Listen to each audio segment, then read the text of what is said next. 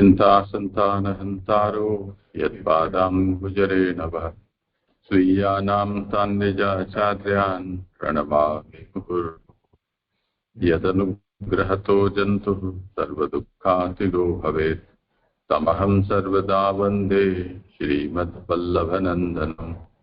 अज्ञानतिमिरान्धस्य ज्ञानाञ्जनशलाकया चक्षुरुन्मीलितं येन तस्मै श्रीगुरवे नमः। नमामि हृदये शेषे लीलाक्षीराब्धिशायिनं लक्ष्मीसहस्रलीलाभिः सेव्यमानं कलानिधिम्। चतुर्भिश्च स्त्रिभिस्तथा षड्भिर्विराजते योऽसौ पञ्चधा हृदये मम।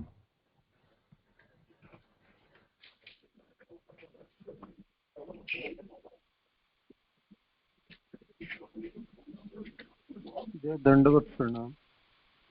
आवाज सही आ रही है? हाँ, करें थोड़ा पीछे पता चले, धीरी तो है।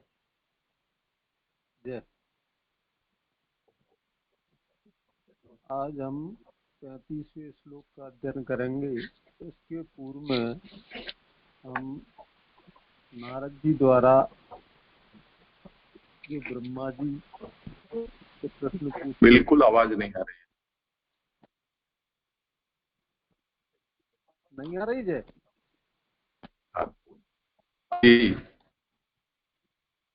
असुविधा वो तो जो हेमंत भैया से बात कर ली, वो करेगा। या श्लोक को आपको आवाज नहीं आ रही हो? नहीं, अभी आप जिस तरह से बोल रहे हो उस तरह से बोलोगे तो सुनाई देगा। ठीक है, जब मैं खुले में बैठ रहा हूँ तो ब्रह्मा जी द्वारा उत्तर दिए गए उसके संदर्भ में हमने प्रभु के विभिन्न अंगों से उत्पन्न अवतारों की कथा और परम ब्रह्म के मूल रूप के अवतार। गोपाल भैया। हाँ जी। हाँ जी, धन्यवाद प्रणाम। कल जैसे बैठी थी ना, वैसे बैठ के कल जैसे बैठी थी।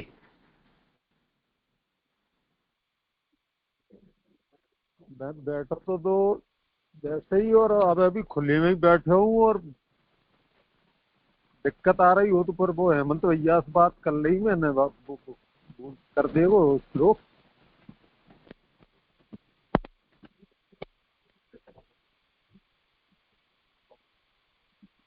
हेमंत भैया, कल जैसी दशा में आप वाचन कर रहे थे, उस दशा में बढ़िया सुंदर आवाज आ रही थी। वो कल जैसा प्रयोग करके आप वाचन करेंगे तो आवाज अच्छी आएगी।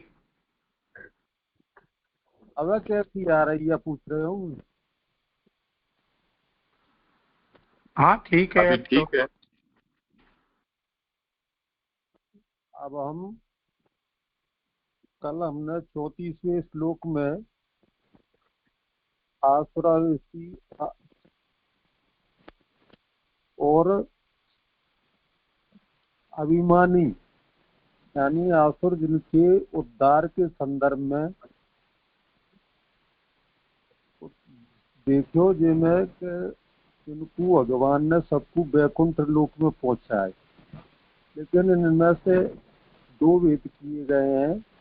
तो वहाँ प्रकृति में भी और अक्षरधाम में इनको वर्णन आए। वही संदर्भ में ये 35वें श्लोक है। तो यहाँ 35वें श्लोक को आभासार्थ देख रहे हैं। अब यहाँ एक विचार होता है कि पूर्वो असुरों के 2 पक्ष मानने पर भी बात तो एक समान की आती है, फिर उसमें विशेष क्या है?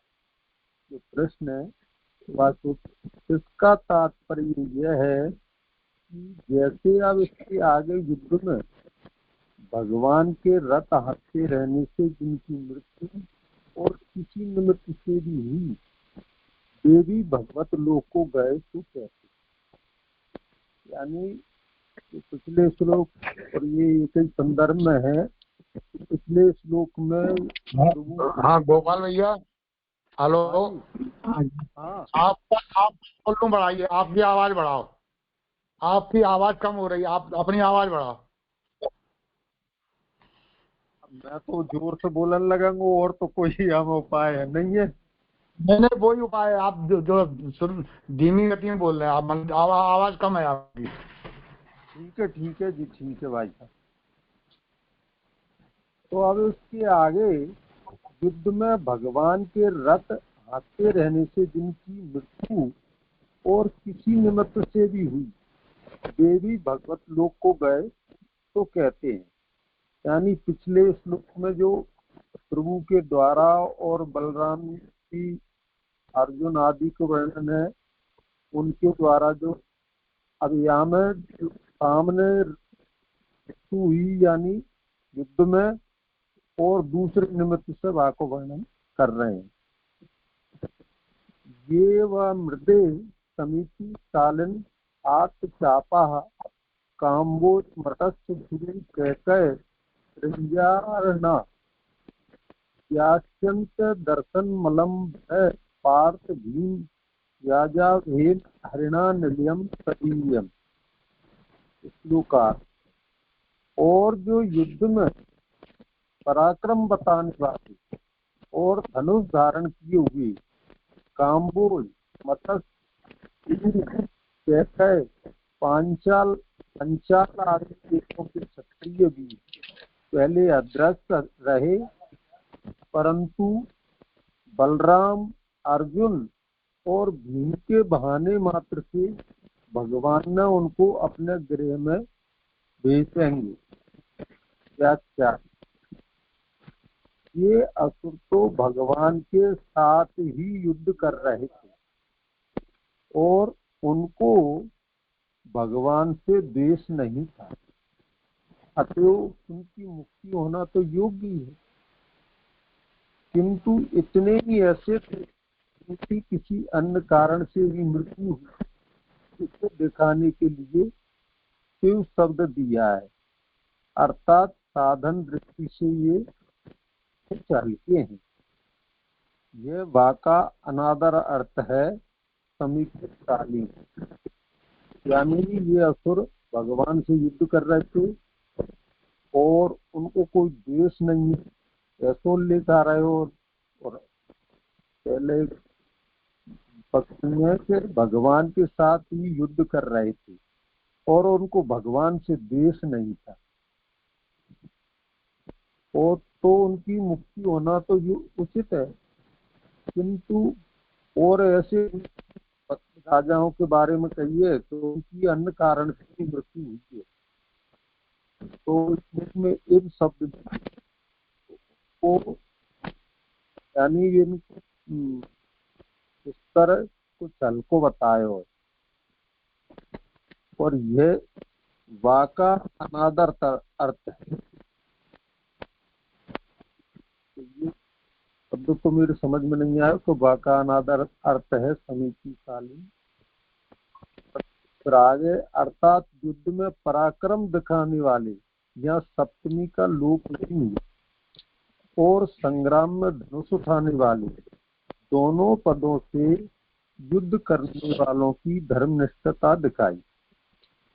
काम्बोज से लेकर दशार्ण पर्यंत के सब उन देशों में रहने वाले क्षत्रिय, अर्थे व अर्ण शब्द से दशार्ण नाम के क्षत्रिय समझें। पांचाल देश के रहने वाले क्षत्रिय सृंजय सृंज्याद्या पाठ यदि माना जाए तो आदि शब्द से धृष्टद्युम्न प्रवृत्ति विराट देशवासी क्षत्रिय भी ले लिए जाए। ये सब दोनों कौरव पांडवों के पक्ष थे जो समय समय पर मारे गए। यदि ऐसा न होता तो इनका भी श्री कृष्ण के साथ पूरी बैर भावादि न होने से पांडव पक्ष के धृष्टद्युम्नादि की मुक्ति न होती, क्योंकि मुक्ति होने का कोई भी निमित्त न रहता। यहाँ इनके युद्ध में लड़ने को प्रसंग आ रहे हो, और जो जो देश की राजा है उनको वर्णन है। और इनकी ये दो जो राजा हैं वे कौरव और पांडवन के पक्ष से लड़े, इसलिए इनको भगवान से तो प्रत्यक्ष कोई द्वेष नहीं है। रसोया में गैर भावादि न होने से पूर्व श्लोक सुबोधनी में आदर्शन का प्रकृति अर्थ कर चुके हैं। इसका शुद्ध मुक्ति नहीं कहा जा सकती और इनमें से बहुतों की मुक्ति होना अनेक वचनों से पाया जाता है। पिछले श्लोक में जो प्रकृति में जो मुक्त हुए उनकी शुद्ध मुक्ति नहीं कही है। आप श्री ने कल हमें अच्छी तरह से स्पष्ट रूप से समझाया तो उनकी अक्षर भ्रम में ना होके नहीं और वो प्रकृति में लीन हुए।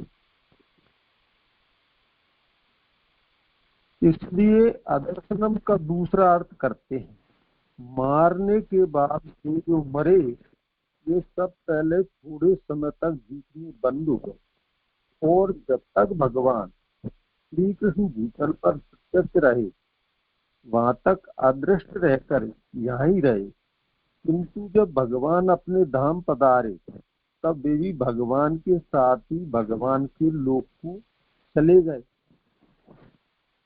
यहाँ प्रलंबासुर और खर को बलदाव जी ने मारा। ये मरने के बाद वे यहीं कुछ दिन बीच में बंद हो गए और प्रभु जब तक भूतल पर विराजे तब तक यहीं यानी अदृष्ट रूप से यहीं रहे। तो भगवान के साथ वे धाम को पधार गए। अब यह संदर्भ में तो आप श्री हमें अच्छी तरह समझाएंगे। यहाँ यह बात को तो मैं तो कचूर नहीं समझ पा रहा हूँ कि वो किस तरह से है ये प्रक्रिया। आगे यहाँ प्रलंबासुर और खर को बलदाऊ जी ने मारा। मल्ल और यवनों को दाऊ जी भगवत पुत्र प्रवृत्ति ने मारे। दम्बरासुर को प्रद्युम्न ने मारा। रुक्मी को बलभद्र जी ने, काम्बोज आदि क्षत्रियों को भीमसेन ने मारे। यह सब जगह भीम पार्थ बल आदि नाम भगवान के ही है, क्योंकि बल आदि में भगवान ने प्रवेश किया था, अतएव भगवान ने ही सबको मारा। भीम आदि का तो बहाना मात्र था। कौरव पांडव आदि का युद्ध मारण और पूर्वोक्त दुष्ट कार्य एवं समय समय पर जो मरण हुए वे सब भगवत चरित्र ही हैं। यह निश्चय समझना चाहिए, क्योंकि भगवान श्री कृष्ण सबके परम ब्रह्म आत्मा है। आत्मा का निर्वचन इस तरह है। तो यहाँ जो राक्षसन के दाऊ जी ने, भगवत पुत्र ने, प्रद्युम्न जी, इनको भीमसेन अर्जुन इनके जो वर्णन आ रहे हो कि उनने मारे, तो यहाँ कल आप श्री ने भी समझाया तो कि रूप नाम विविधे ने ऐसा उल्लेख भी आया तो प्रभु की लीला है और प्रभु के ही द्वारा ये सब क्रियाएं हो रही है, यानी ये खेल चल रहे हो। ऐसो इनके बल को बहानो है, उनके उनमें प्रवेश करके नहीं और प्रभु ही ये लीला कर रहे हैं। क्यों यहाँ आ रहे हो कि श्री कृष्ण परम ब्रह्म सबके आत्मा है, यानी आत्म रूप से आप ही विराज के ये सब कर रहे हैं। तो यहाँ आत्मा का निर्वचन इस तरह है। तो यहाँ श्लोक है, यच्चाप्नोति यदा दत्ते यच्चाति विषयान है यच्चास संततो भाव तस्माद आत्मेति कीर्त्यते। आत्मा जगत को सर्वत्र में पहुंचाता रहता है, जगत के सभी विषयों को आदान यानी ग्रहण भी करता है और जगत के सब विषयों को भरकर भी उनसे अनंत गुना बाकी रहा आता है। इस परम ब्रह्म की सत्ता सब विश्व में नित्य वर्तमान रहती है, इसलिए परम ब्रह्म को आत्मा कहा गया। यानी प्रभु सर्वत्र व्याप्त है, व्यापक स्वरूप है, तो वो सब जगह और सभी पदार्थ ने यानी ग्रहण भी करे, और फिर भी वो अनंत गुणों, ये नहीं है कि जैसे पूर्ण हो जाए, लेकिन बस फिर भी वो अनंत गुणों खाली रह जाए, ऐसो क्या मैं उल्लेख आ रहे हूँ। इस परम ब्रह्म की सत्ता सर्व जगह विश्व में व्याप्त है, यानी व्यापक होने की वजह से ही विष्णु नाम दें कि विष्णु नाम व्यापक। तो ये प्रभु की आत्मा शब्द से या जो उल्लेख है वो वाको, इस वचन से यह पुरुषोत्तम भगवान सर्व विश्व का आदान करने वाला है, अर्थात सबको आश्रय देने वाला है। इसीलिए दोनों श्लोकों में पूर्वोक्त असुरों का मारण आदि कुछ भी न कहकर सीधे भगवत धाम में गमन मात्र कहा है। यहाँ यदि तो यहाँ ये पिछले श्लोक में और यहाँ जो भगवत धाम में वैकुंठ लोक में पहुंचे मूल श्लोक में कल के में आयो है 34 में, तो यहाँ जो वर्णन कर रहे हैं कि प्रभु ही स्वयं करे हैं, इसलिए बा को उल्लेख यहाँ करके महाप्रभु जी बता रहे हैं कि असुरों का मारण आदि कुछ भी ना कहकर सीधे भगवत धाम में गमन मात्र कहा है। ऐसो में यहाँ में समझो, जो यहाँ यदि किसी को यह प्रश्न हो तुमने परम ब्रह्म का अनुग्रह सर्वाधारता कहा सो ठीक है, किंतु जात है कंस वदार्थाय विनाशाय च दुष्कृताम आदि वचनों में पुरुषोत्तम का प्राकट तो कंसादि दुष्ट मारण के ही लिए कहा है, सो कैसे। तो यहाँ में ये प्रश्न है कि परम ब्रह्म सर्व को आधार रूप है, और ये कि कंस के वध के लिए और दुष्टन के बदलने तो जो कैसा सिद्ध हो सुबह को समाधान है। इसका समाधान करते हैं, इस समाना भी ये सब वचन बीती हुई क्रिया और रूप के अभिप्राय से कहे गए हैं, अथवा दूसरे कल्पों में खास पुरुषोत्तम का प्राकट कंसादि मारण के लिए भी हुआ है, इस अभिप्राय से भी कहे हैं। तो जो या प्रश्न को जो है कि प्रभु को प्राकट कंस और दुष्टन के मारवे के लिए हो रहे हैं, तो वहां में यहाँ समाधान है कि ये अनुकल्पन में प्रभु को प्राकट कंस आदि और उन्हें मारवे के लिए हुए। तो आगे कह रहे हैं कि इस अभिप्राय से भी कि भगवान श्री कृष्ण पूर्ण ब्रह्म का आविर्भाव है, और यह केवल असंकुचित रीति से सबको आश्रय देने के लिए ही हुआ है। वास्तव में पूर्ण पुरुषोत्तम का कार्य सबका आधार हो जाना, सबको अपने आश्रय में रखना ही है। पूर्ण होने से वे अपने अंश कला और शक्तियों को साथ लेकर प्रकट होते हैं, इसीलिए असुरादि का नाश ही होता है। तो यहाँ महाप्रभु जी बता रहे हैं कि पूर्ण ब्रह्म को जब प्राकट हुए तो वो संकुचित यानी संकीर्ण भावना से नहीं हो, वो सबको आश्रय प्रदान करवे काजे हुए, और पूर्ण पुरुषोत्तम सबको आधार है, सबको अपने आश्रय में ही रखे, और पूर्णता होने से वो अपने यानी अंश कला जीव शक्ति आदि के संग प्रकट हुए, और असुर आदि को भी नाश करे, क्योंकि वहाँ जीव प्रकट हुए तो अपनी जीव कला से उनको नाश करे। कैसो मैं यहाँ में समझ रहे हो, ये अन्य कार्य उनमें ही रहे अंश कला आदि के द्वारा होते रहते हैं, किंतु सामान्य लोग इस रहस्य को जान देख नहीं सकते, इसलिए उन कार्यों को भी श्री कृष्ण का कार्य ही समझते हैं। तो जो वो भीम सहित आप प्रकट हुए हैं, तो वे भीम के माध्यम से जो लीला करें वह प्रभु की ही लीला माने हैं, ऐसो हमें समझा रहे हैं। इसी दीपते हुए अभिप्राय को लेकर पूर्वोक्त वाक्य, यदि सूक्ष्म विशेषों की दृष्टि छोड़ दें तो अंशों के कार्य भी अंशी के ही होते हैं। हाथ का कार्य भी मनुष्य का ही कार्य कहा जाता है। हाथ अंश है, मनुष्य अंशी।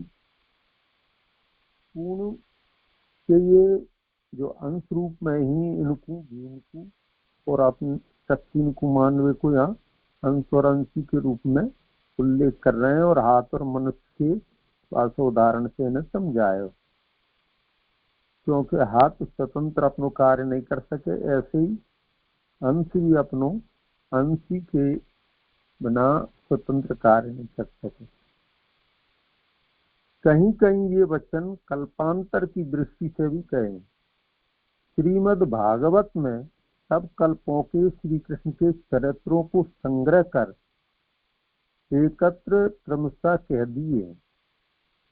कंसादि दुष्टनन के लिए भी श्री कृष्ण का प्रादुर्भाव अन्न श्वेत वारादि कल्प में हुआ है, इस दृष्टि से कहे गए ये वचन है।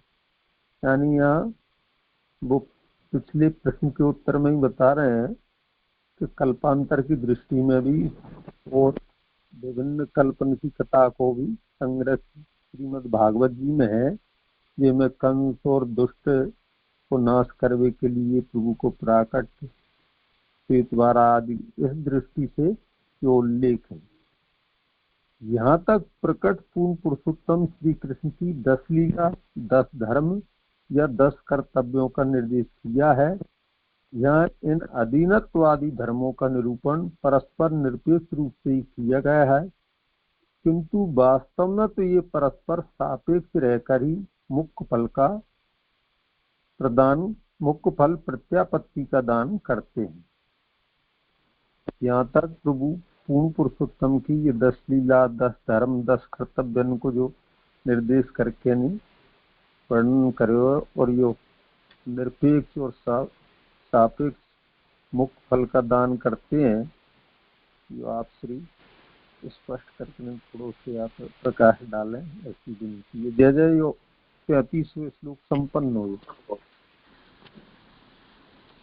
कुछ हो विचार नहीं है तो हाँ, धन्यवाद, प्रणाम जय जय।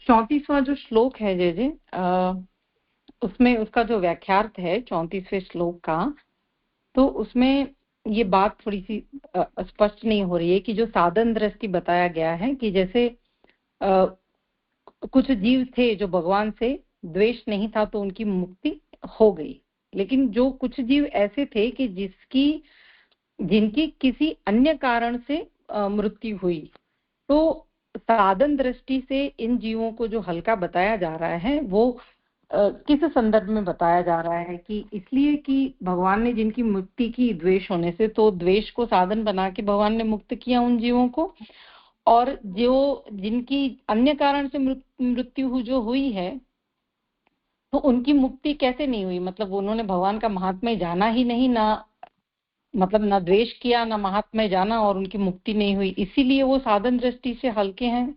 जय जय, ये कैसे आ रहा है, मतलब ये संदर्भ करें समाधान। आज मैं स्पष्ट तो नहीं कर पाऊंगा मेरे समझ में फिर, लेकिन मैं करूंगा। तो यहाँ जैसे भगवान से द्वेष नहीं है और भगवान के सम्मुख हथियार लेके नहीं, जैसे पांडव कौरव पक्ष में जो हैं, तो जो सामने है तो उनको तो द्वेष माने जा सके, और जो प्रभु के पक्ष जैसे पांडव पक्ष से लड़ रहे हैं तो उनको तो द्वेष भी नहीं है। और ये साधन दृष्टि से जो है तो जिनको आगे जैसे ये आगे वर्णन आयो है कि ये दाऊ जी भगवत पुत्र और अर्जुन भीमसेन आदि ने मारे हैं, तो इनको तो प्रभु से सीधो संबंध साधन दृष्टि। और दूसरो उल्लेख यहाँ मैं समझ रहे हूँ तो आपने महाप्रभु जी ने यहाँ वर्णन करो है कि इनने जो इनको मारे हैं, ये बलराम जी वगैरह ने, जो भीमसेन अर्जुन, तो इनमें जो बल है वो प्रभु को ही है। तो बात है, प्रभु ही सबके आधार है और प्रभु को ही आश्रय है और पूर्ण पुरुषोत्तम है, और आप ही अंश कला व्यू सहित प्रकट हुए। तो ये सबके प्रभु को ही खेले, ऐसो ये साधन दृष्टि से कि यानी कार्यकर्ता हरि, कार्य भी आप ही हैं और कर्ता भी आप ही हैं, कारण रूप। ऐसो मेरे समझ आयो। जय जय। अब और कचिया को तो आप श्री कृपा करके आप हाँ करें विचार, और किसी को समाधान करना हो।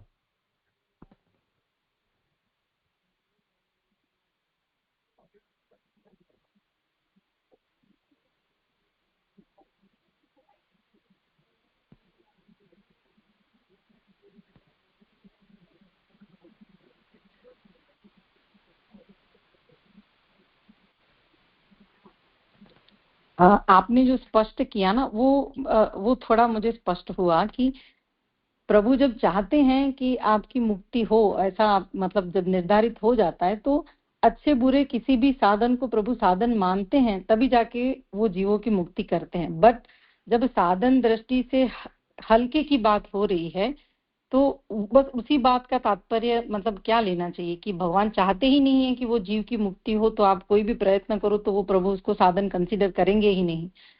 वैसा है कि वो जीव मतलब जीव के अंदर वो भाव ही नहीं आता है कि कुछ भी साधन करें। बस ये सेंटेंस का मुझे अर्थ नहीं समझ आ रहा है। जय ऐसे कल के श्लोक में नहीं समझाया गया है इसमें यहाँ।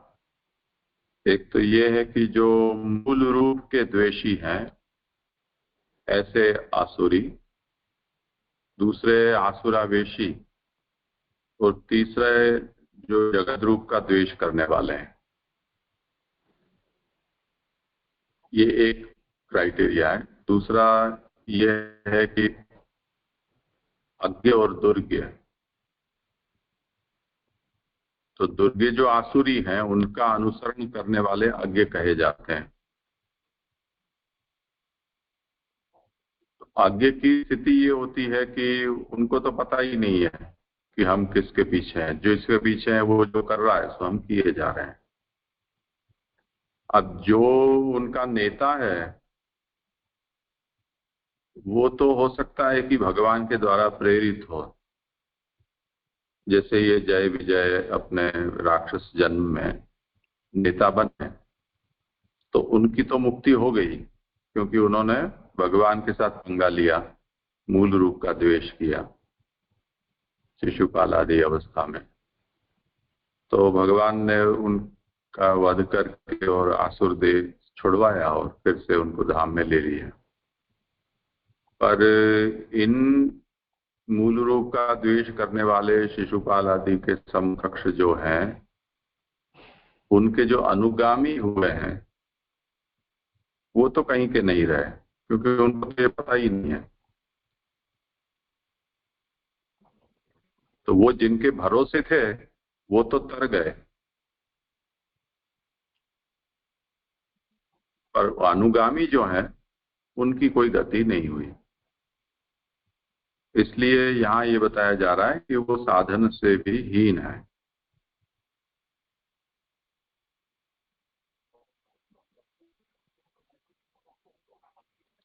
हाँ जी जी, मतलब जो साधन दृष्टि से जो हल्के बताए गए हैं, मतलब उनको अपने साधन का तात्पर्य ही नहीं पता है कि वो किस चीज के लिए साधन कर रहे हैं। यही उसका मीनिंग हुआ ना जी।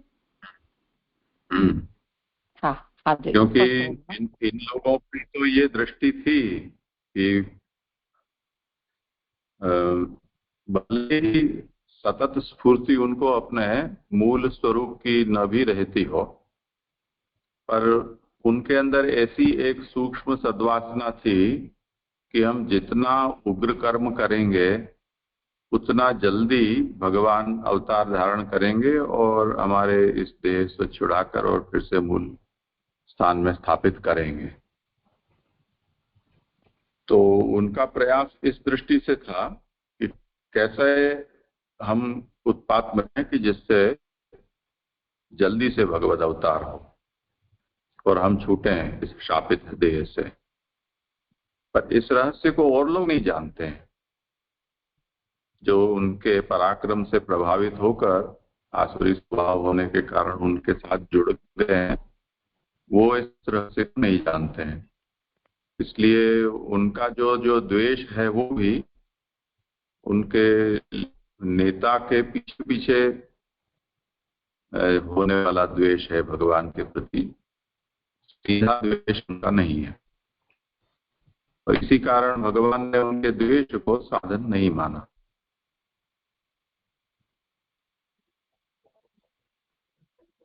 हाँ जी हाँ, स्पष्ट हुआ अभी कि उनके द्वेष को साधन क्यों नहीं माना भगवान ने, इसी दृष्टि से वो हल्के हैं।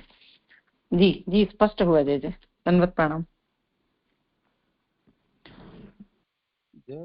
यहाँ 318वें पृष्ठ पे आए नीचे से चौथी लाइन में, अदर्शनम का दूसरा अर्थ करते हैं, मारने के बाद जो जो मरे वे सब पहले थोड़े समय तक जीने बंद हो गए, और जब तक भगवान श्री कृष्ण भूतल पर प्रत्यक्ष रहे वहां तक अदृष्ट रहकर यहाँ ही रहे, किंतु जब भगवान अपने धाम पधारे तब वे भी भगवान के साथ ही भगवान के लोक को चले गए। तो ये कछु समझ नहीं आ रही जब भाई अदृष्ट रह के और फिर तुरंत ही भगवान के धाम में क्यों नहीं गए, अदृष्ट रहे और आप पधारे तब गए, ऐसो कछु शंका हो जय।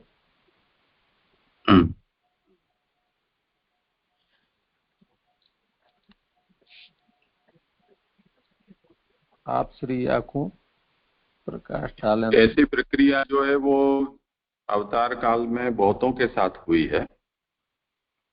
जैसे हम इन्हीं का उदाहरण लें, जय विजय के आदि जन्म का,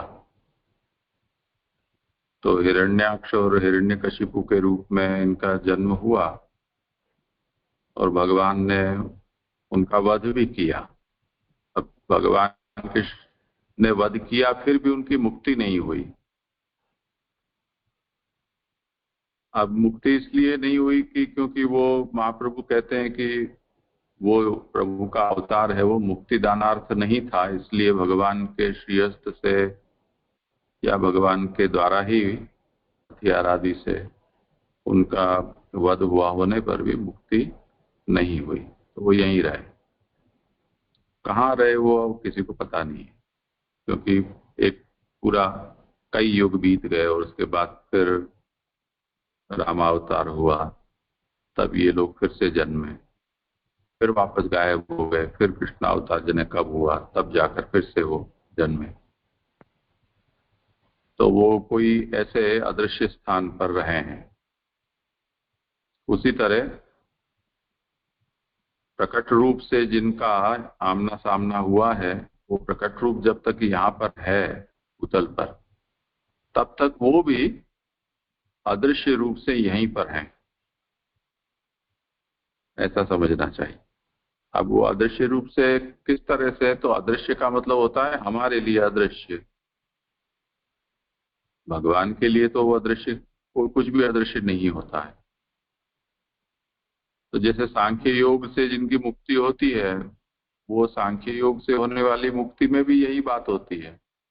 कोई लोक की तो प्राप्ति उस आत्मा को होती नहीं है, क्योंकि किसी का आश्रय तो उसने लिया नहीं है। तो देह का बंधन छूट जाने पर आत्मा, ज्ञान मार्ग का उसने आश्रय नहीं किया है तो अक्षर में भी लीन नहीं होती आत्मा। किसी देव का आश्रय नहीं लिया तो देव के साथ उसकी सायुज्य सालोक्य आदि मुक्ति भी नहीं होती है, और परब्रह्म का नहीं लिया होने के कारण परब्रह्म का सायुज्य भी नहीं है। तो वो आत्मा जिसको निरालंबन कहते हैं, किसी भी प्रकार का आलंबन प्राप्त किए बिना आत्मा अपने ब्रह्म के चिदंश रूप से सृष्टि में पड़ी रहती। अब वो उसका ऐसा रूप है, वो हमारे सबके लिए तो अदृश्य है, पर अब क्योंकि भगवान के अवतार कार्य में विलन के रूप में ही सही, एक परिकर के रूप में उनका यहाँ आना हुआ है, तो प्रभु जब तक यहाँ है तब तक वो भी यहीं रहना उनकी नियति है। जब प्रभु पधारेंगे तब उनको साथ में लेकर जाएंगे।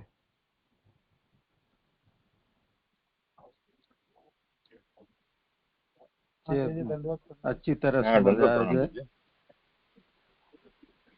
यहाँ जो ये, हेलो, आवाज आ रही? मेरा प्रश्न ये था कि 319 नंबर के पेज पे नीचे जो लिखा है ना लास्ट लाइन में, इसलिए उन कार्यों को भी श्री कृष्ण का कार्य ही समझते हैं। तो ये मुझे ऐसा लग रहा है कि कृष्ण की जगह पे यहाँ पे अंश कला का कार्य समझते हैं, ऐसा अगर शब्द रखते तो वाक्य थोड़ा सही लग रहा है। मैं पढ़ता हूँ। हाँ, आपकी बात आ गई समझ में, आपकी बात आ गई समझ में भैया जी। तो यहाँ जिसमें जे और ऊपर जाओ आप 2-3 लाइन कि भगवान श्री कृष्ण पूर्ण ब्रह्म का आविर्भाव है और यह केवल असंकुचित रीति से सबके आश्रय देने के लिए हुआ है। तो फिर आगे वास्तव में पूर्ण पुरुषोत्तम का कार्य सबका आधार हो जाना, सबको अपने आश्रय में रखना ही है। पूर्ण होने से वे अपने अंश, कला और शक्तियों को साथ लेकर प्रकट होते हैं। इसीलिए असुर आदि का नाश भी होता है।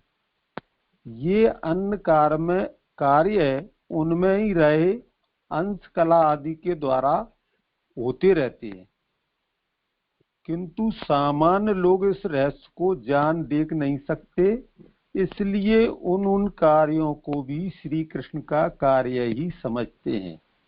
तो या मैंने स्पष्ट करो तो यही संदर्भ में जैसे महाप्रभु जी समझा रहे हैं, अब के मेरे जो समझ में आई कि आप जो व्यू सहित प्रकट हुए पूर्ण अवतार, पूर्ण, तो अंश, कला और शक्ति आपके संग, आपके स्वरूप में विद्यमान रह के नहीं और वो लीला करें, तो यहाँ वो लीला आपके स्वरूप में वो शक्ति, अंश, कला के विद्यमान होवे से जो असुर आदि को नाश हुए, तो वो पूर्ण ब्रह्म रस रूप द्वारा नहीं हुए, लेकिन दिखवे में वो लीला प्रकट स्वरूप पूर्ण की जान पड़े है। इसलिए सामान्य लोग ये जान और देख नहीं सकते और उसको श्री कृष्ण का कार्य ही समझते हैं। ये मेरे समझ आई। अब आपको समाधान नहीं हो तो जो उदाहरण इन्होंने जो उदाहरण दिया है ना, उस उदाहरण से समझ लो ना। हाथ जो करता है वो जिसका हाथ है वही करता है, ऐसा माना जाता है।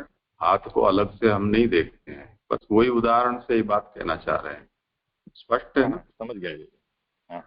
और दूसरा ये जो आया ना, भगवान श्री कृष्ण पूर्ण ब्रह्म का आविर्भाव है, तो यहाँ कोई असंकुचितता से उन्होंने सब दिया है, वो बात तो समझ में आ गई। फिर यहाँ पे जो कंस का जो वध बताया वो श्वेत वाराह कल्प की बात कही, तो कल्पांतर की बात से ये बात कह रहे हैं। तो सारस्वत कल्प की लीला में कंस का वध और ये वध में क्या फिर अंतर हो जाता है? भागवत में फिर कंस का जो वध है वो श्वेतवारा कल्प में ही वर्णित है, सारस्वत कल्प में नहीं है, ऐसा समझे क्या?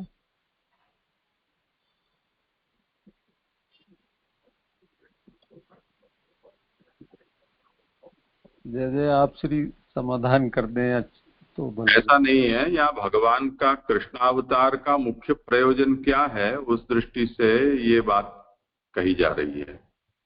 यदि भक्तों का निरोध करना ये मुख्य प्रयोजन है तो दुष्ट संहार आदि है वो गौण प्रयोजन हो जाएंगे, और यदि दुष्ट संहार ही मुख्य प्रयोजन है तो भक्तोद्धार है वो गौण प्रयोजन हो जाएगा। तो कहीं कहीं ऐसे भी वचन प्राप्त होते हैं जिसमें कंस वधार्थ कृष्ण का आविर्भाव है, ऐसा स्पष्ट रूप से कहा गया है। तो उस स्थिति में फिर भक्तोद्धार है वो मुख्य प्रयोजन नहीं रह गया, उल्लेखनीय नहीं रहा। तो उसको कैसे समझना, तो उसका यहाँ समाधान बताते हैं कि उसे कल्प भेद से समझना चाहिए।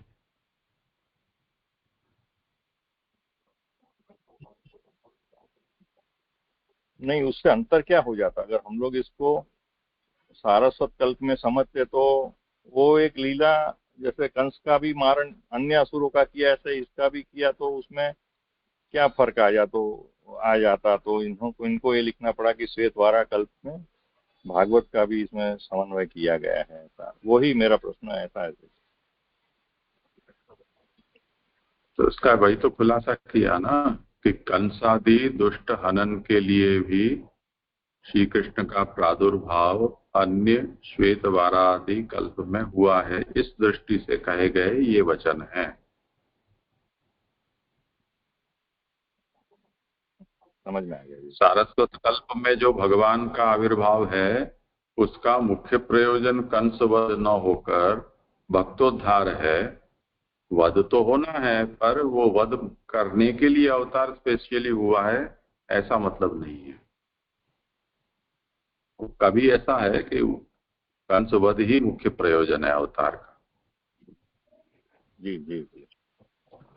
तो जी यहाँ जो ये शब्द का उपयोग किया है ना कि भगवान श्री कृष्ण पूर्ण ब्रह्म का आविर्भाव है, तो ये हर एक कल्प में ये बात समझनी है, हर एक कल्प के लिए, कि सिर्फ सारस्वत कल्प के लिए ही ये बात समझनी है?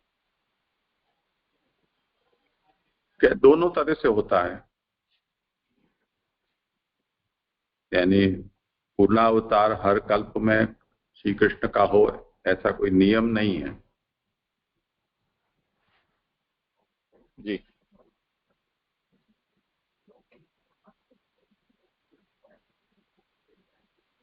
हाँ, जय जय, दंडवत प्रणाम। जय जय, मेरी आवाज आ रही है? हाँ। जय जय। अभी पंकज भाई के नीचे उसी लाइन में नीचे जय मेरा प्रश्न है, उसकी दूसरी लाइन में, वास्तव में पूर्ण पुरुषोत्तम का कार्य सबका आधार हो जाना, सबको अपने आश्रय में रखना ही है। पूर्ण होने से वे अपने अंश कला और शक्तियों के को साथ लेकर प्रकट होते हैं। जैसे इसमें जो है अंश कला, इसमें जैसे कई हमारे इस तरह की भ्रांतियां हमारी क्लियर नहीं हो पाती है कि भगवान 16 कलाओं से अवतार है तो पूर्ण अवतार है, पर भगवान जो है जब शिक्षा ग्रहण करने गए तो 64 कलाओं का अध्ययन किया भगवान ने। फिर कभी आ कला निधि हैं आप, तो जैसे कला आखिर अनंत हैं या फिर 16 या 64 ऐसी कुछ हैं, ये जैसे तो क्लियर नहीं हो पाया। बहुत प्रयास किया समझने का कहीं भी।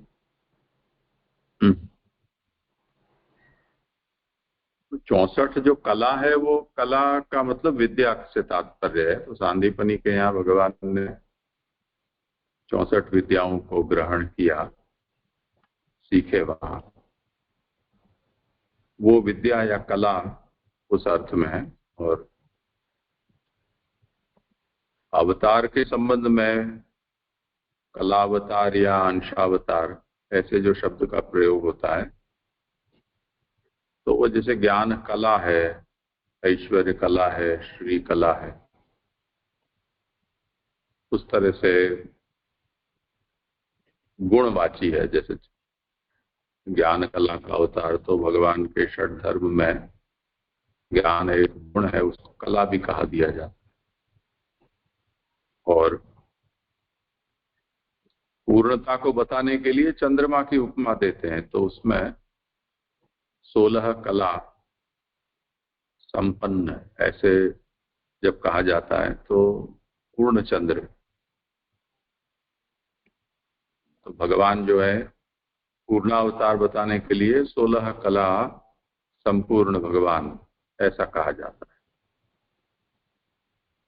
तो जहां वो शब्द का प्रयोग है उस संदर्भ के अनुसार उसके अर्थ को सोचना चाहिए। तो जय कला तो प्रभु में अनंत ऐसा माना, कला निधि जब शब्द आता है तो कलाओं की तो कोई संख्या नहीं होना चाहिए, जैसे ऐसा समझे।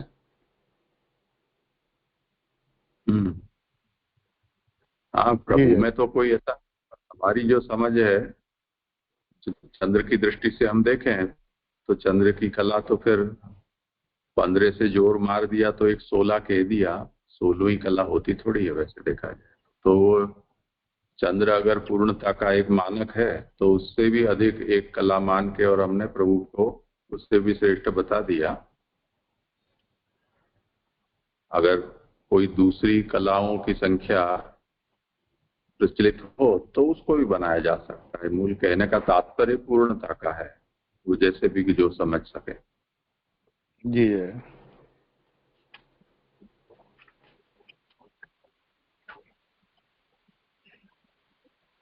आगे जिनका क्रम हो करो।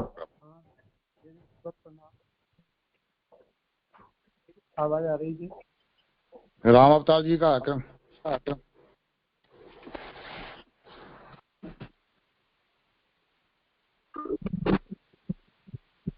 ये दंडोत कर बना। हाँ आवाज आ रही? हाँ, अरे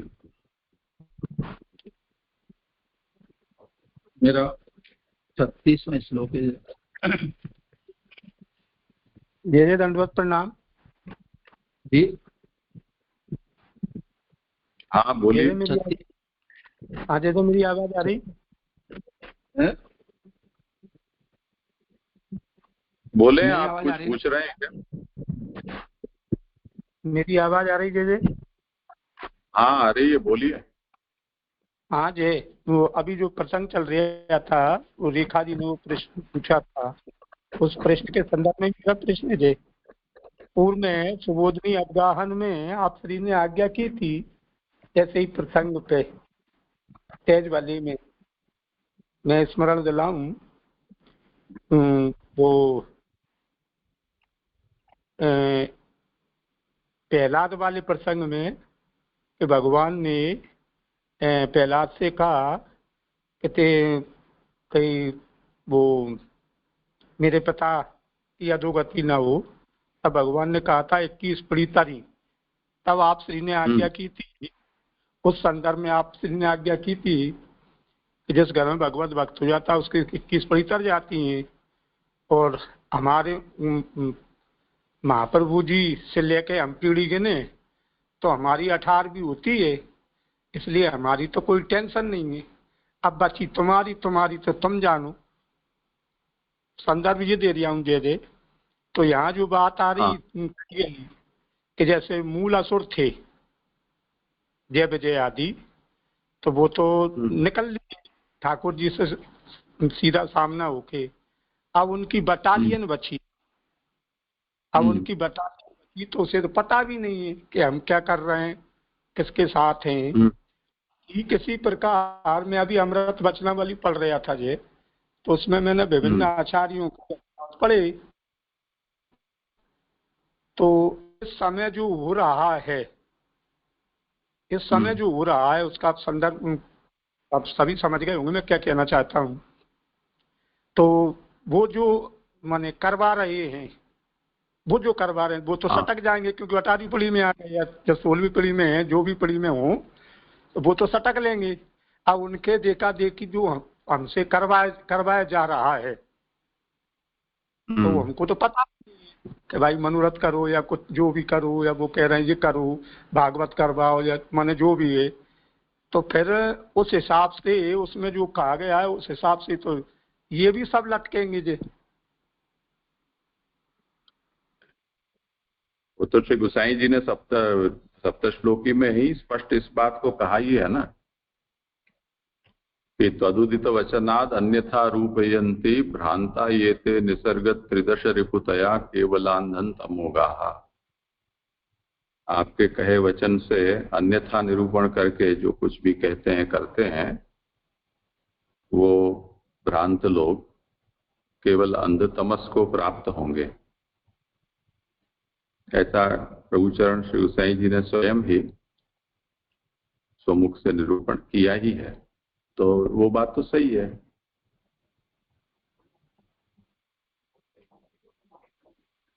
तो जैसे उनको तो बटालियन को तो पता भी नहीं है। जैसे आपने सप्त श्लोक कहीं, तो वो सप्तश्लोकी मैंने आज तक पढ़ी ही नहीं। तो हम तो ये समझ रहे हैं आप जो आज्ञा कर रहे हैं वो हमारे लिए सिर उतारी है। हाँ, बात तो सही है, पर अब जो भी स्थिति है वो ऐसी है। मूल समस्या इसमें यह है कि जहां पर मुक्ति का निरूपण आता है वहां ये बात स्पष्ट कही गई कि जितनी जगह है जीवों को रहने के लिए या दो लोक में है, उतनी ऊर्ध्व लोक में इतनी जगह नहीं है। तो जानबूझकर ही व्यवस्था ऐसी बनाई गई है कि जिससे वहां लोग, वहां जगह उपलब्ध है, अधिक मात्रा में पहुंच ही ना पाए। तो अगर कोई सीढ़ी लगाए, सीढ़ी हर आदमी को इच्छा होती है हम भी चढ़े हम भी चढ़े, तो सीढ़ियों की बना दी जाती है। जैसे कि दिखती सीढ़ी है, चढ़ने जाए वो फिसल के गिरे, तो वो सीढ़ी ही उनको गिरने का एक कारण बन जाती है। तो ये जितने भी ऊर्ध्वगमन के मार्ग हैं वो सभी ऐसे फिसलने बना रखे हैं, और उसमें जिन जिन को भी नियुक्त किया जाता है उनके द्वारा ही उनके अधः पतन की व्यवस्था भी बता दी जाती है। तो ये तो एक ऐसी ही व्यवस्था है।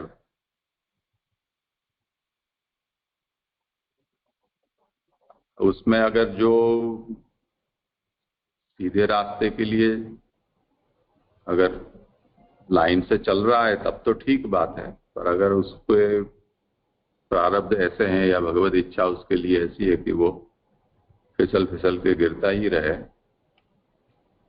सीढ़ी को छोड़ भी ना पाए चढ़ भी ना पाए, तो उनकी गति ऐसी हो जाती है।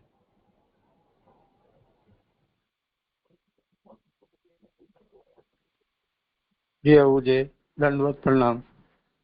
ये तो सोचनी और विचारनी चिंतनीय बात हो गई। हाँ, ऐसा ही है। देख लो आप सभी जगह जितने भी वशिष्ठ और विश्वामित्र के प्रसंग में हम इस बात को देख सकते हैं। संन्यास निर्णय में जो ज्ञान से प्राप्त होने वाली, संन्यास से प्राप्त होने वाली गति है, उसके संबंध में भी आचार्य शरण ने जो कहा है वो थोड़ा ध्यान से पढ़ें। स्पष्ट रूप से ये बात कहा है कि जो ज्ञान मार्गी संन्यास लेकर और त्याग साधना करता है वो मुक्त, यानी देह त्याग करने के बाद भी न जाने कितने कल्पों तक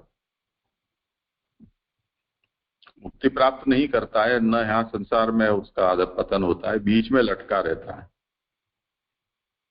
क्यों लटका रहता है? तो इसलिए कि उसने इतना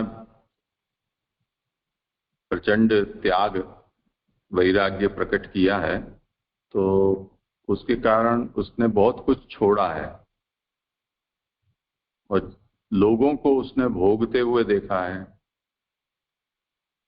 तो सब लोग भोग रहे हैं और मैं छोड़कर बैठा हूं, उसकी कुंठा उसके अंदर त्याग वैराग्य की साधना में रह जाती है। तो अब जब उसका देह त्याग होता है तो व्यवस्था उसको ये कहती है कि अच्छा, तुमने इतनी कुंठा तुम्हारे अंदर भरी पड़ी है तो तुमको वैकुंठ में जाना है, तो कुंठा रहित जब तक नहीं होगे तब तक तो वैकुंठ में जा कैसे सकोगे?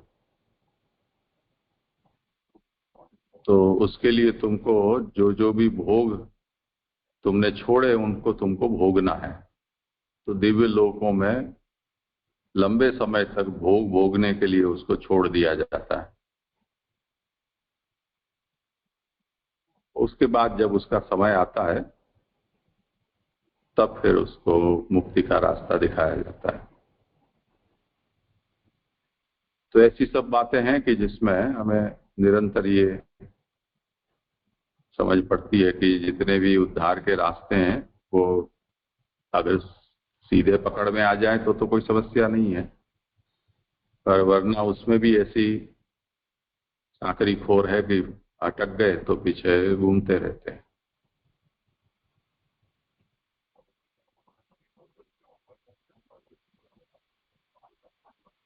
हाँ जी,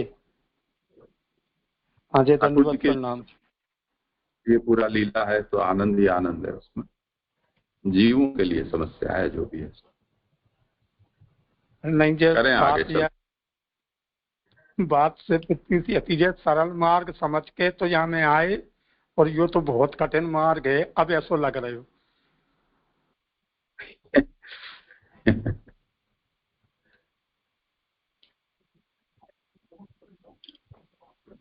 हाँ कृपा। कहाँ गए रामा? मेरा 36 और 37वां श्लोक है। 36वां श्लोक का आवासार्थ इस तरह भूरी अनुग्रहम विशेषण के अवतार का निरूपण करके अब चिंतामयम विशेषण का निरूपण करते हैं। आ रहे ना जी आवाज? हाँ ठीक। मेरी आवाज आ रही है? श्लोक है काले न मीलिदृशाम अमृषणास्तु तो कायुषाम स्वनिगमो बत दूर पार आविर्हित सत्वमुगम सही सत्यवत्याम वेदद्रोम विटपसो विवजस्ति स्म। श्लोकार्थ है द्वापर आदि काल ने लोगों के ज्ञान को अज्ञान से आच्छादित कर दिया है।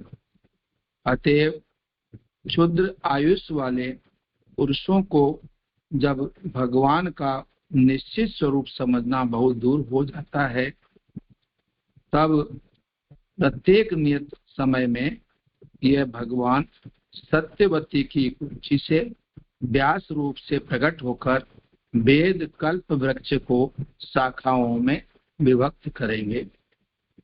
बोधनी में व्याख्या बताया कि भगवान के विचार ने व्यास रूप धारण किया। व्यास जी भगवदी विचार से सर्व वेदों के अर्थ का पूर्ण निर्णय करके सब लोगों के आगे भगवत स्वरूप का उपदेश दिया है। ब्रह्म कल्प के प्रथम मनमंत्र में जब युगों की तीसरी आवर्ती चल रही थी, उस समय के द्वापर में अर्थात जब भगवत स्वरूप का निर्णय संदेहों से आच्छादित हो रहा था, उस समय भगवान की भक्ति का सर्वत्र प्रचार कराने के लिए वेद व्यास जी का प्रादुर्भाव हुआ। इसमें ये बताया कि समय के फेर से लोगों की समझ कम हो जाती है, आयु भी कम होने लगती है। उस समय जब भगवान देखते हैं कि अब ये लोग मेरे तत्व को बताने वाली वेद वाणी को समझने में असमर्थ होते जा रहे हैं, तब प्रत्येक कल्प में सत्यवती के गर्भ से व्यास के रूप में प्रकट होकर और वे वेद रूपी वृक्ष का विभिन्न शाखाओं के रूप में विभाजन कर देते हैं। तो वेद का द्रुम शाखा विभाग भगवत स्वरूप का ज्ञान और उसका निश्चय अपेक्षित रहता है, किंतु अनिश्चय और संदेहों से भगवान के स्वरूप को समझ लेना लोगों को अशक्य हो रहा था। तब भगवान व्यास रूप से स्वयं प्रकट हुए। अनुयुगम यह पद वेद रूपम विटपसह विभज्य। इस वाक्य के साथ संबंध है, इसका तात्पर्य यह होता है कि प्रत्येक द्वापर युग के अंत में वेदों का विभाग किया जाता है। इसलिए पुराण समूह भी युगों की एक चौकड़ी की व्यवस्थाओं का प्रकाश करते हैं। यह स्पष्ट होता है कि विटपसह कहने का तात्पर्य है कि वेदों का विभाग स्वतः सिद्ध है, किसी ने नहीं किया है। इसमें इस वर्तमान चतुर्युगी के तीसरे युग द्वापर में महर्षि पाराशर के द्वारा वसु कन्या सत्यवती के गर्भ से भगवान के कला अवतार योगी राज व्यास जी का जन्म हुआ। महर्षि भूत और भविष्य को जानते थे उनकी दृष्टि अचूक थी। उन्होंने देखा कि जिसको लोग ज्ञान नहीं पाते, जिनको लोग जान नहीं पाते, ऐसे समय के फेर से प्रत्येक युग में धर्म संकरता और उसके प्रभाव से भौतिक वस्तुओं की भी शक्ति का ह्रास होता रहता है। संसार के लोग श्रद्धाहीन और शक्ति रहित हो जाते हैं। उनकी बुद्धि कर्तव्य का ठीक ठीक निर्णय नहीं कर पाती है और आयु भी कम हो जाती है।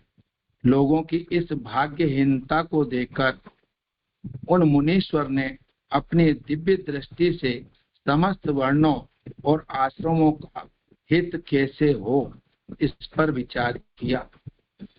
लोगों के हृदय को शुद्ध करने के लिए, यज्ञों का विस्तार करने के लिए ही एक ही वेद के 4 विभाग कर दिए। तो यहाँ बताया करने का तात्पर्य है कि वेदों का विभाग स्वतः सिद्ध है, किसी ने नवीन नहीं किया है। जैसे वृक्ष की शाखाएं स्वतः सिद्ध होती है, उन्हें कोई नवीन नहीं बनाता। इस तरह शाखाओं का स्वरूप निबंध में निर्णय प्रकरण में कह दिया गया है। अनंत मूर्ति भगवान है, उनमें से किसी एक मूर्ति का जहाँ निरूपण किया जाए वह वेद का समूह शाखा कहा जाता है। वेद जो है कल्प वृक्ष है, ये प्रथम स्कंद में आ चुका है। यह बात प्रसिद्ध है।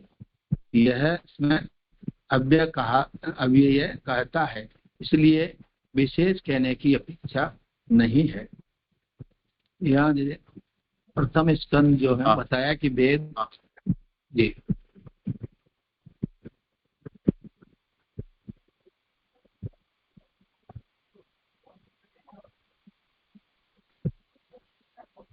तेजस जी प्रणाम जी। बोलो जी।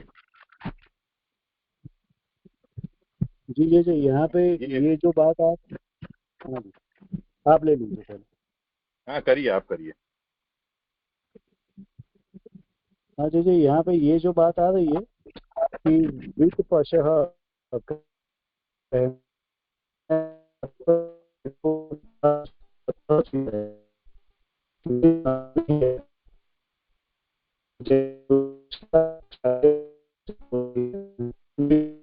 आवाज नहीं आ रही है। तेजस भाई आवाज नहीं आ रही है आपकी।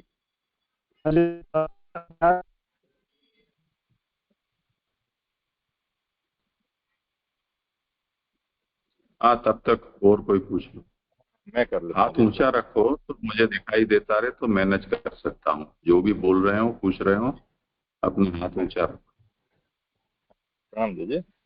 मेरा ये प्रश्न था कि यहाँ जैसे बताया कि हर युग में, हर द्वापर के अंत में यानी कलयुग से पहले वो अवतार होते हैं वेद व्यास जी का, और वो वेदों का ये कर देते हैं, अलग अलग विभागों में उसका ये कर देते हैं। तो ये आवश्यकता क्या है करने की? अगर ये नहीं करते तो वो विद्यमान रहते हैं तो क्या होता है? तो फिर जैसे सतयुग आएगा तो फिर वापिस जो उसके लिए विभाग के बिना का जो ये है वेद है वो चाहिए, इसीलिए बार बार करना पड़ रहा है ये व्यवस्था। तो यही उसका खुलासा कर दिया ना, क्यों करना पड़ता है। आयु बुद्धि ये सब क्षीण हो जाते हैं तो ग्रहण नहीं कर पाते हैं, तो करना पड़ता है। जैसे सेमेस्टर सिस्टम लगा दी जाती है,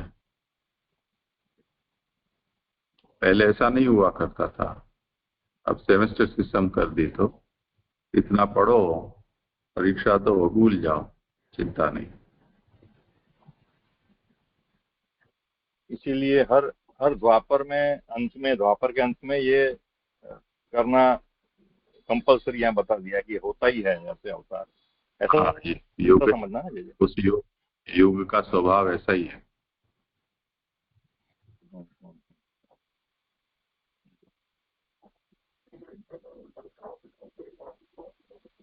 जी प्रणाम जी।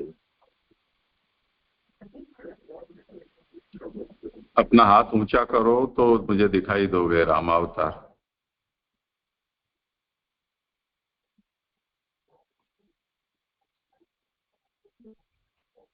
जी दंडवत समझ प्रणाम। नहीं पा रहे हैं। जी दंडवत प्रणाम। जी यहाँ पे पंकज भाई ने तो प्रश्न पूछा, उसके आगे ही दूसरा सेंटेंस है कि इसलिए पुराण समूह भी युद्धों के चौकड़ी की व्यवस्थाओं का प्रकाश करते हैं, यह स्पष्ट होता है। तो ये समझ में नहीं आया जी कि पुराण समूह भी युगों की क्या उसमें व्यवस्थाओं का प्रकाश करते हैं, ये समझ में नहीं आया जी। आपका प्रश्न भी समझ में नहीं आया। कोई आवाज यहाँ आप नहीं आ रही है, कट के आ रही है आप। पर आप कुछ ये वाक्य के बारे में पूछ रहे हैं कि पुराण समूह ही युगों की एक चौकड़ी की व्यवस्थाओं का प्रकाश करते हैं, यह स्पष्ट होता है। जो भी पुराण है वो चतुर्युगी का निरूपण करते हैं। इतना सब्जेक्ट उसका मैटर या पुराणों की जो काल की व्यवस्था है वो चतुर्युगी की है, एक चतुर्युगी।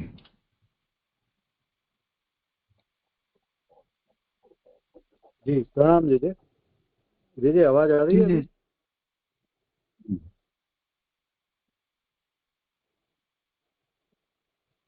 हाँ जी जी आवाज आ रही है अभी? हाँ आई थी अभी। हाँ जी जी जी जी जी इसमें ये विट पशह ये जो आ रही है कि कहने का तात्पर्य है कि वेदों का विभाग स्वतः सिद्ध है, किसी ने नवीन नहीं किया है। तो जी इसका जो है उसका मीनिंग ऐसे समझना कि हर बार जब भी वो द्वापर के अंत में व्यास जी का प्राकट्य होता है तो जो वेद के विभाग होते हैं वो हर बार ऐसे ही होंगे और व्यास जी ऐसे ही करेंगे। तो स्वतः सिद्ध है विभाग भी, तो उसमें व्यास जी का खुद का कुछ नहीं है, लेकिन वो प्रभु की ओर से वो इस तरीके से ही वो रखा हुआ है, ऐसे समझना।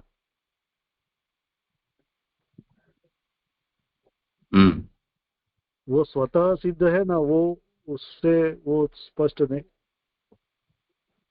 ऐसा समझ में आ रहा है जी।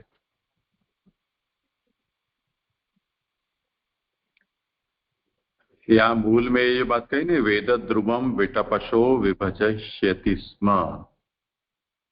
व्यास प्रकट होकर ये जो वेद वृक्ष है, वेद रूप द्रुम, उसको विटपशः विभजष्यति यानी शाखाओं में विभक्त करेंगे।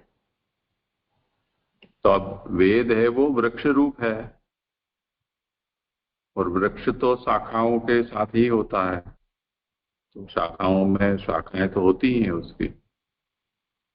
तो इसका अर्थ कोई ऐसा न सके कि व्यास है वो कुछ वेद के साथ ऐसा करें कि जिससे वो वेद अपना स्वाभाविक स्वरूप हो गए, कृत्रिम हो जाए। तो उसके लिए कह रहे हैं कि वृक्ष रूप होने से उसकी शाखाएं स्वभाव से ही हैं।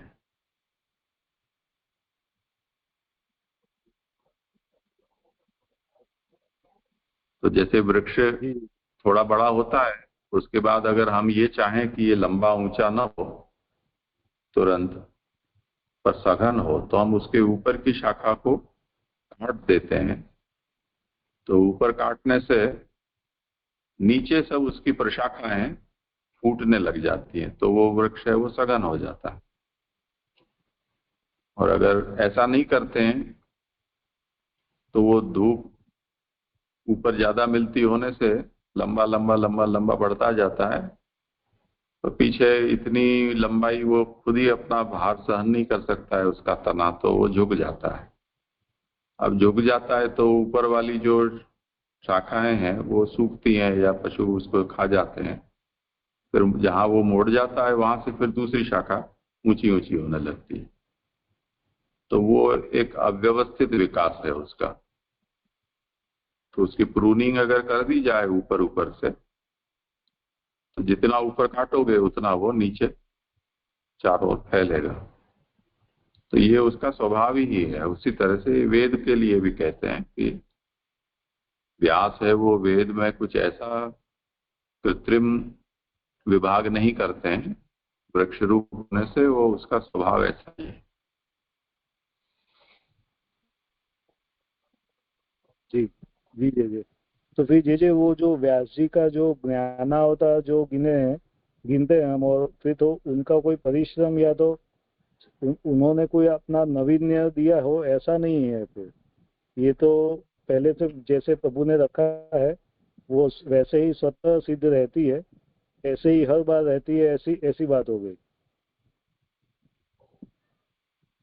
बट जैसे माली होता है वो ये जानता है कि कौन से वृक्ष को, कौन से पौधे को कहाँ से काटने पर वो मरेगा भी नहीं और उसका विकास भी होगा। अच्छा, तो वो सिफत होनी चाहिए। तो उस अर्थ में ये ज्ञान अवतार है, तो वो जानते हैं कि वेद विभाग कहाँ कैसे करना है, शाखा विभाग कैसे करना है, जिससे कि उसकी प्रत्येक शाखा है वो उसकी पूर्णता बने। जी जी जी, आया समझ में।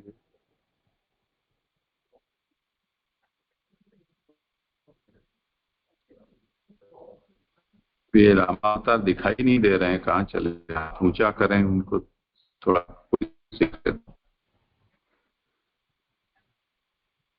बहुत लंबा है जी ये श्लोक, फिर मैत्रेय का भी है शायद, फिर आप चला गया उनका। श्लोक भी लंबा है काफी।